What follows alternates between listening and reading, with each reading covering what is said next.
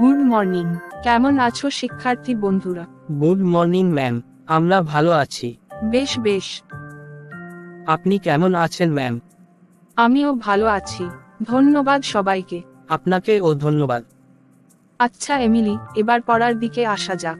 জি ma'am. আচ্ছা, noun কি বলতে পারো? জি ম্যাম, যে ওয়ার্ড দ্বারা কোনো ব্যক্তি, বস্তু বা স্থানের নাম বোঝায় তাকে নাউন বলে। ঠিক বলেছ। আচ্ছা বলতে পারো নাউন কত প্রকার? জি ম্যাম, নাউন 5 প্রকার। কি কি বলতে পারো? Proper noun, common noun, material noun, collective noun, abstract noun. বেশ বলেছ। এবার বিস্তারিত আলোচনায় আসা যাক। জি ম্যাম। প্রপার নাউন কাকে বলে নিশ্চয়ই বলতে পারবে।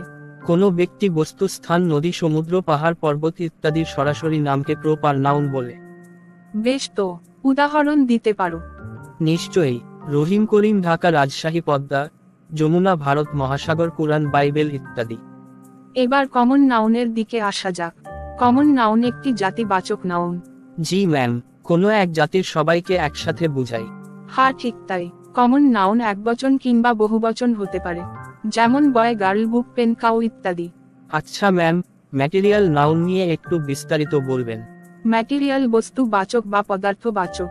যে নাউনকে সাধারণত গণনা করি না, ওজন করি বা বিভিন্ন একক দ্বারা পরিমাপ করি তাকে ম্যাটেরিয়াল নাউন বলে।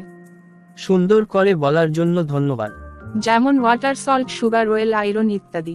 আচ্ছা ম্যাম, কালেকটিভ নাউন কাকে বলে? কালেকটিভ নাউন হচ্ছে সমষ্টি বাচক নাউন। যে নাউন সব সময় বহুবচন থাকে, একে একবচন করা যায় না। কয়েকটি উদাহরণ দিবেন ম্যাম? নিশ্চয়ই।